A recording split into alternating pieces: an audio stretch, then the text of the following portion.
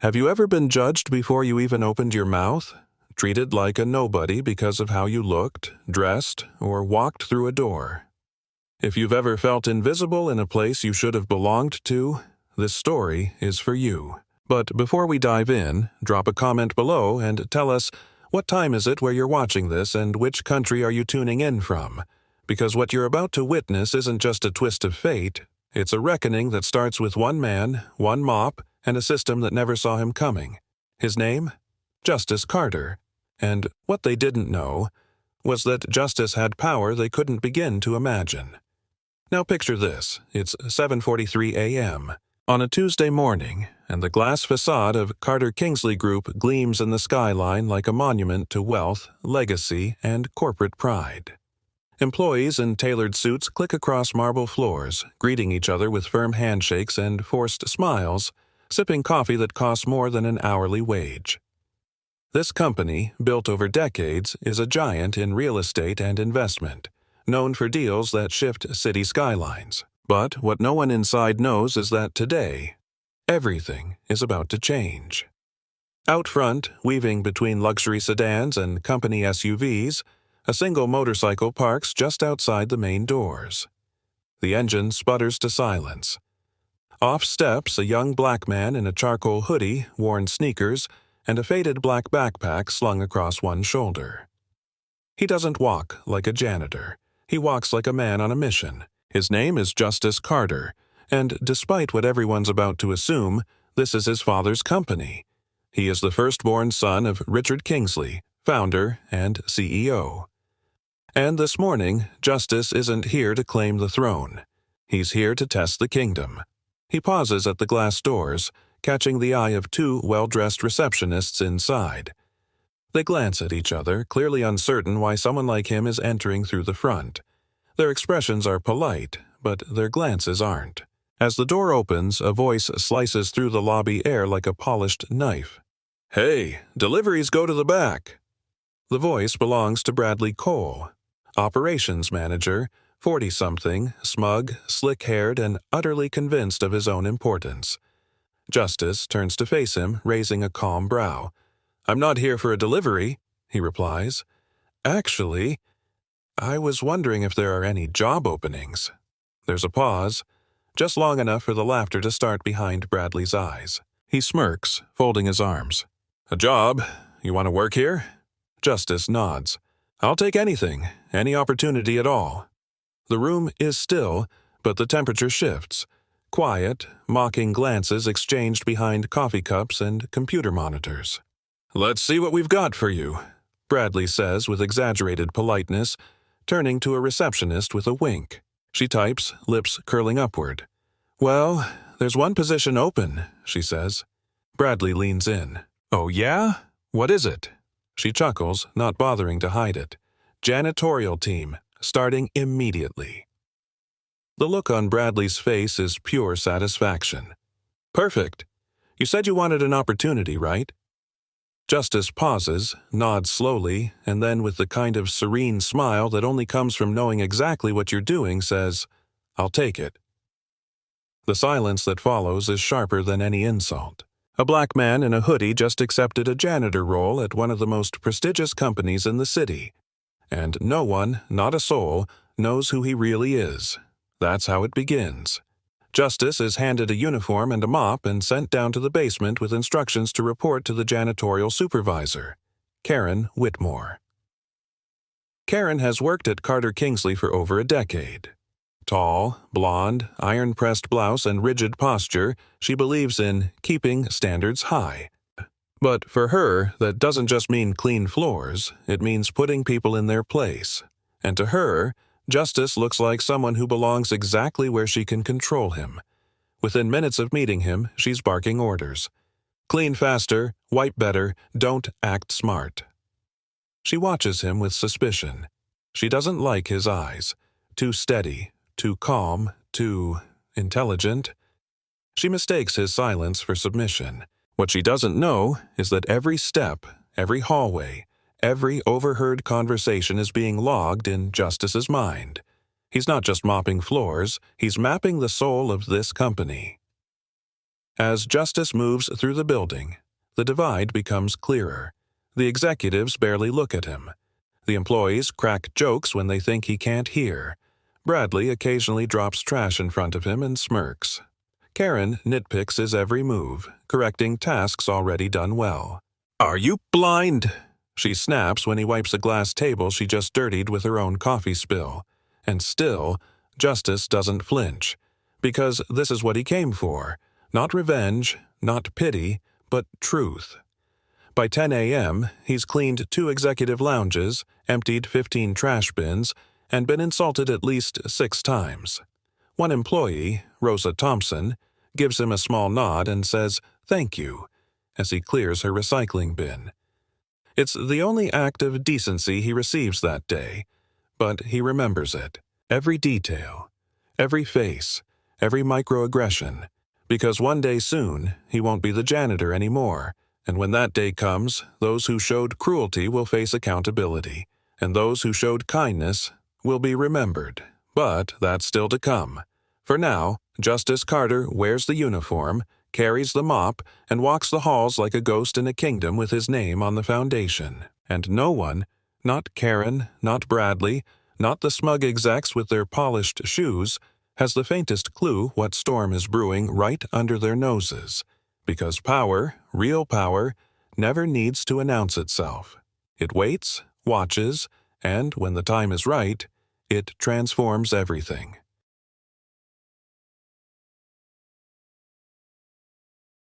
Justice Carter had been on the job for barely a day, but it felt like he had been sentenced to a different kind of prison. One not made of bars, but of perception, prejudice, and polished indifference. Every hallway he mopped echoed with dismissive footsteps. Every glass door he cleaned reflected back not just his image, but the assumptions others had already made about it. And at the center of it all was Karen Whitmore, his supervisor, his judge, and, in her own mind, his warden. Karen had an uncanny talent for locating invisible dirt and even greater talent for finding fault in people who didn't look like her.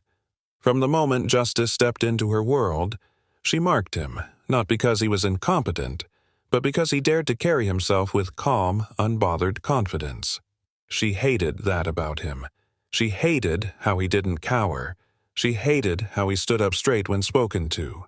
And she especially hated that he looked her in the eye. That first afternoon, she made him re-clean an already spotless lobby 3 times, citing streaks only she could see. "Are you blind?" she snapped in front of 3 secretaries, pointing at an immaculate glass panel. Justice, still holding his cleaning cloth, glanced calmly at the surface. "I just finished it." Karen rolled her eyes and laughed, loudly, performatively. "Well, do it again. This time like you're not 5 years old." The secretaries chuckled. The laughter didn't sting, not because it was harmless, but because Justice expected it. It was the price of the mask he chose to wear. But what none of them realized was that the man wiping their smudges off the glass was already mentally rewriting the company's policies, one insult at a time.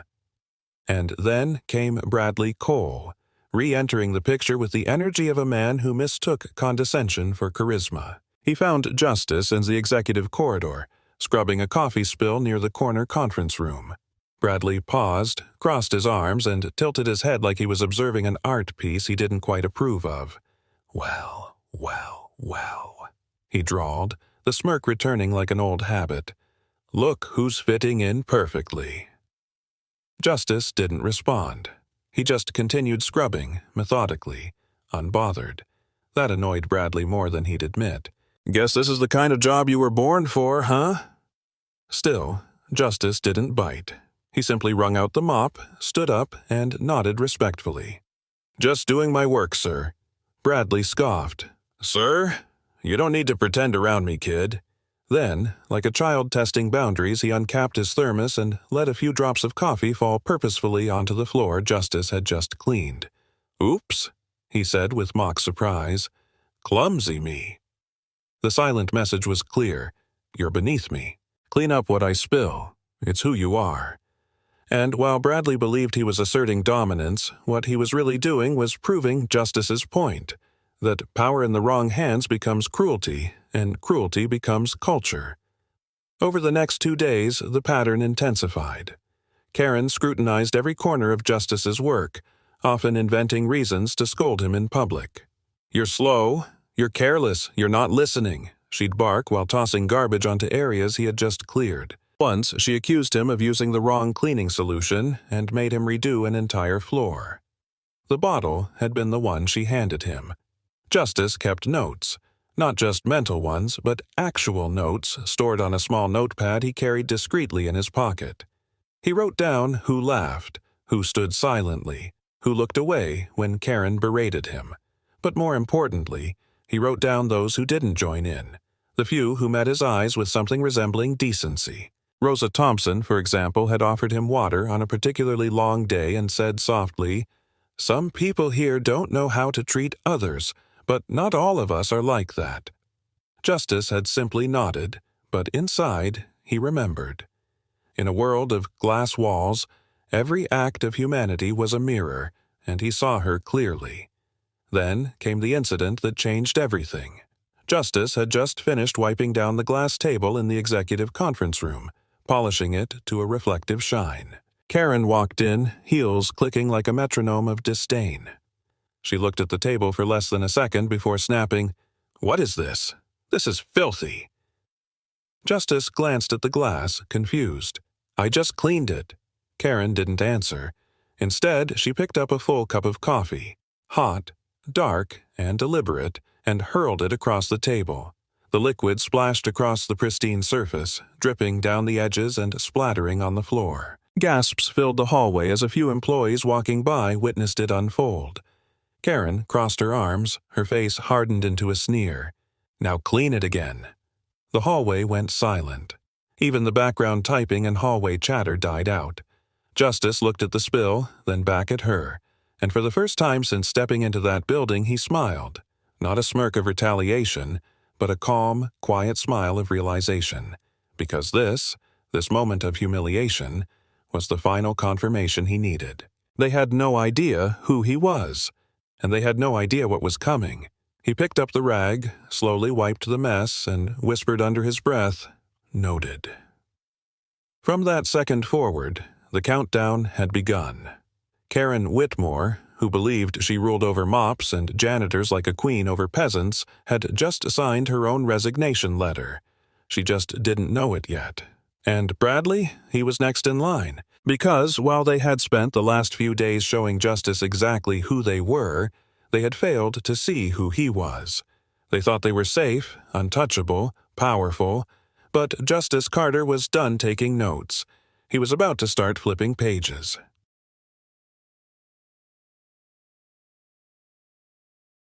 The morning the truth came out started like any other. Quiet hallways, humming copiers, overpriced lattes balanced precariously on designer handbags. Justice Carter walked into the building in his janitor uniform, same hoodie layered beneath his navy blue work shirt, same calm eyes that had seen too much and said too little.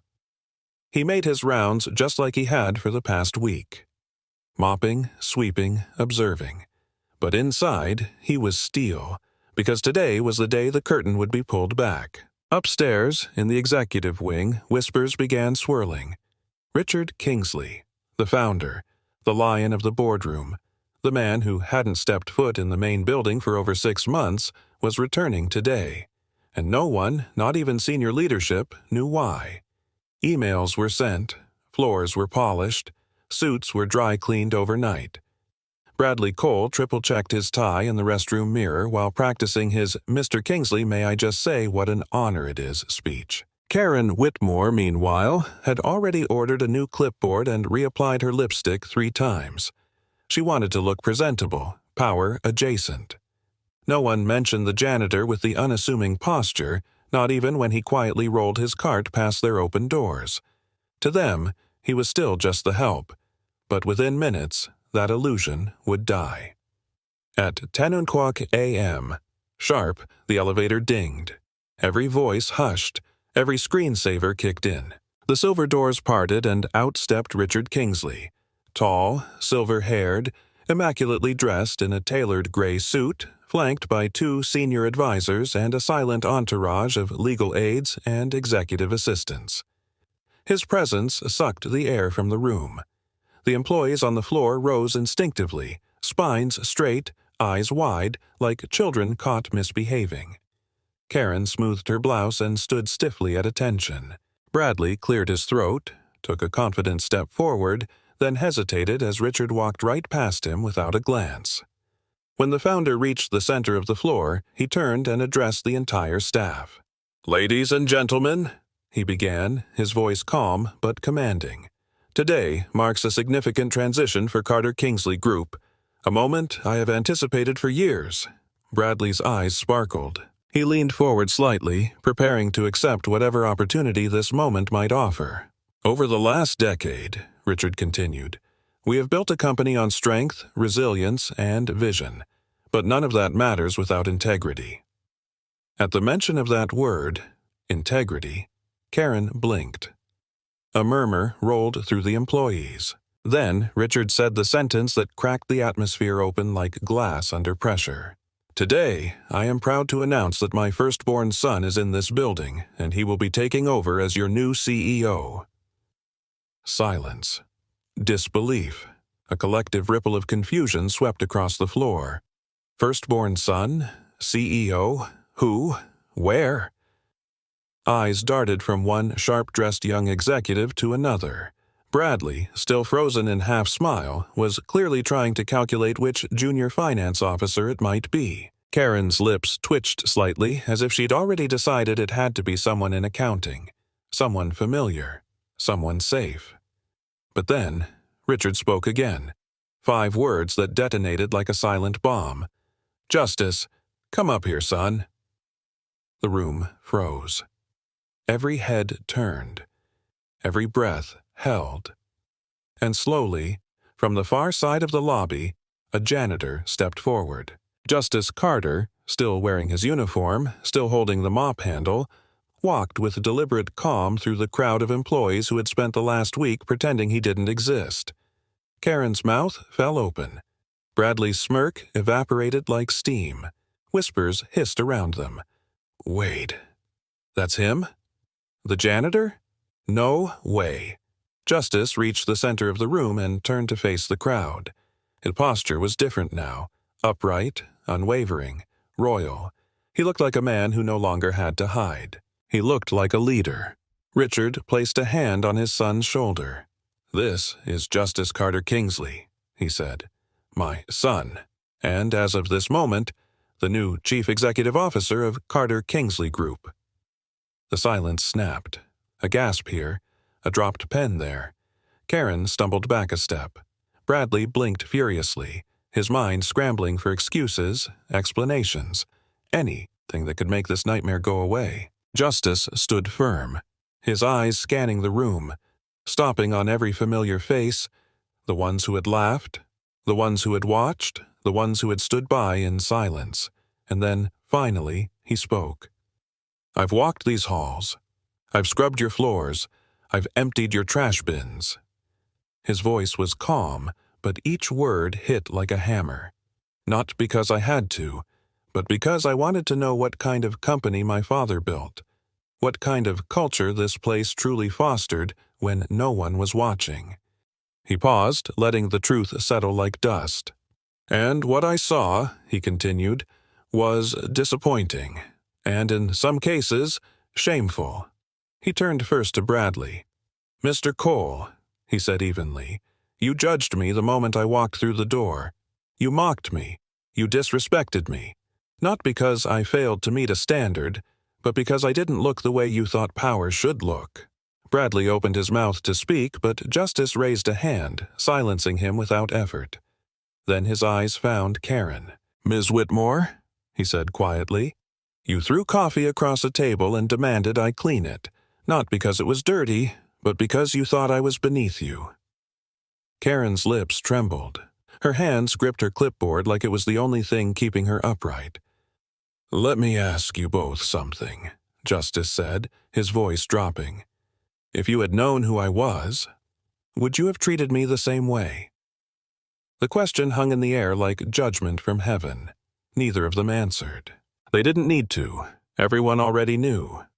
Justice looked around the room one more time, then turned to his father. "I believe it's time we talk about consequences," he said. And as Richard Kingsley nodded in agreement, the room braced itself, because this wasn't the end. It was just the beginning.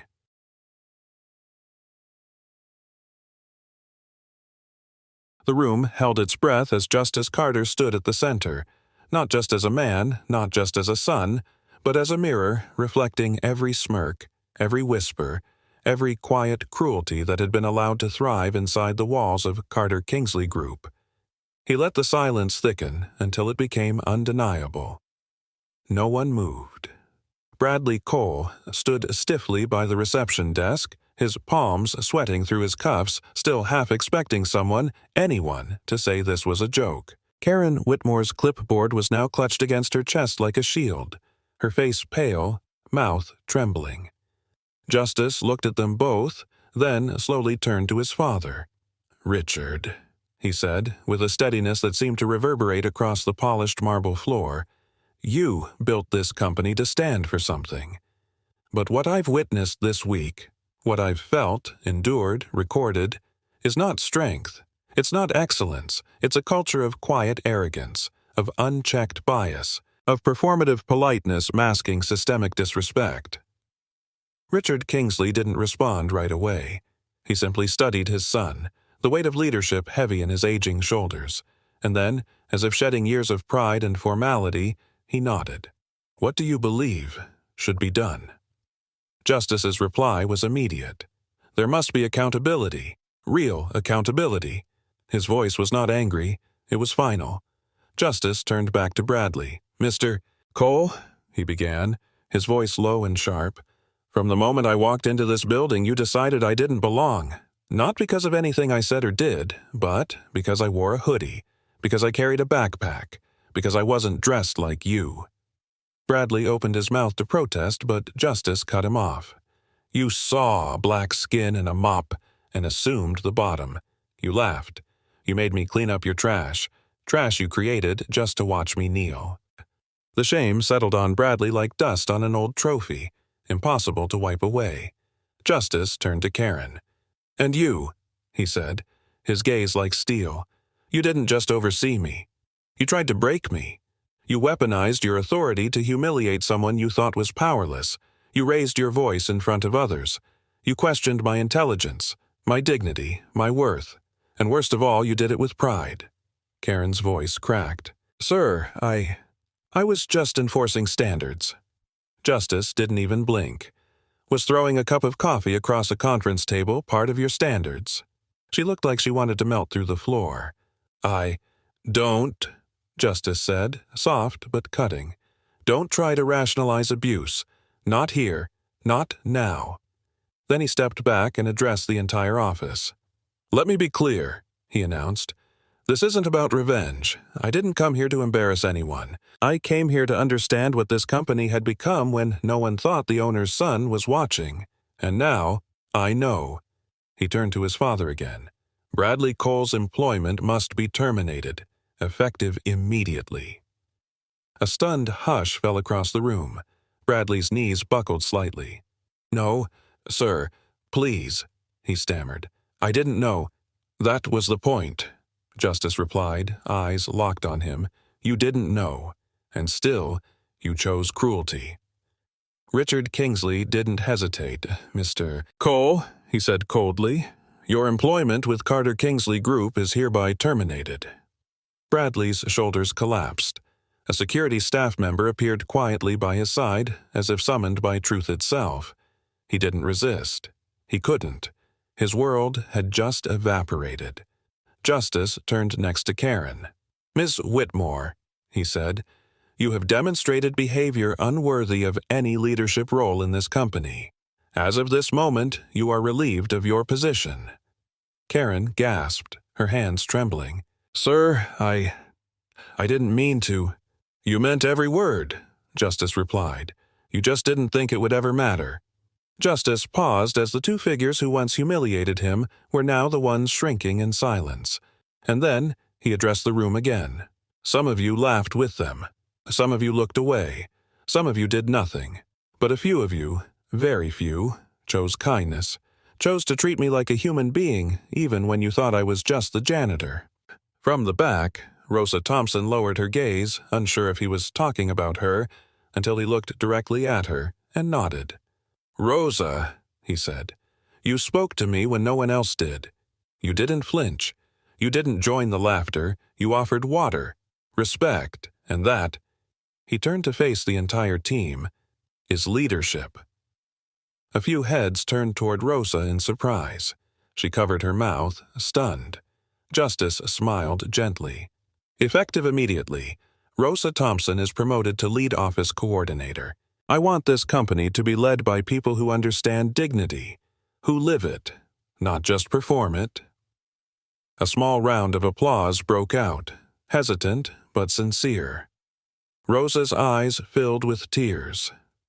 Justice took one last breath before concluding. "This place will not change because we gave speeches. It will change because we acted, and this is just the beginning."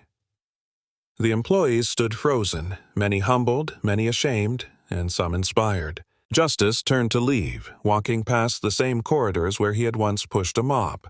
But now, every step echoed with the sound of transformation. Behind him, Karen collapsed into a chair, quietly sobbing. Bradley was already gone. And Rosa? She stood a little taller, because power had just changed hands, and this time it had chosen justice, not the name, but the principle.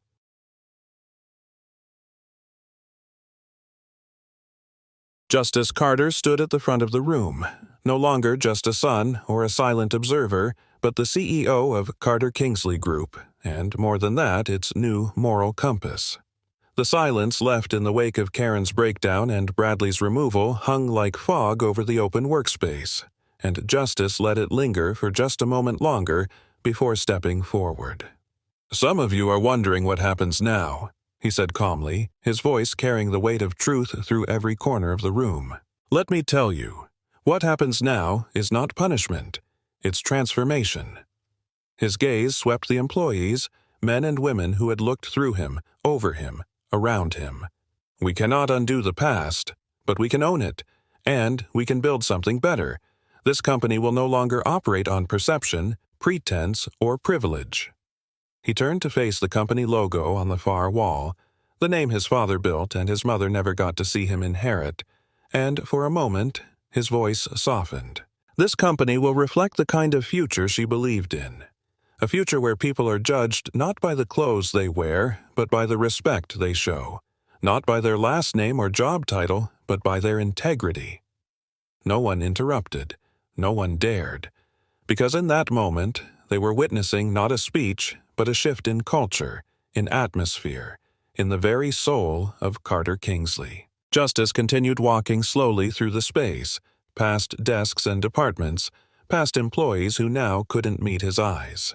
"I have walked these halls invisible to most of you. I have heard your jokes, your whispers, your silence. But I've also seen your humanity, buried under corporate habits and shallow expectations. It's still there, and I intend to bring it back to the surface." He stopped beside Rosa Thompson, who was still dazed by her sudden promotion. "There will be more people like Rosa, people who lead with kindness, who treat others the way they would want their own children treated." Rosa looked up, her eyes filled with a mixture of pride and disbelief. Justice gave her a quiet nod before continuing. "Effective today, we will be implementing a full-scale equity and accountability reform. Every department will undergo diversity and ethics retraining. Every hiring manager will be subject to quarterly reviews for fairness. We will establish an anonymous reporting hotline for workplace mistreatment, and I will personally review the first wave of cases." Shock rippled through the room. The man who just a week ago had been mopping the floors was now dismantling and redesigning the very hierarchy those floors supported. Justice paused near the executive wing. No one is exempt. Not senior staff, not board members, not even myself. The days of unchecked power are over. He looked around.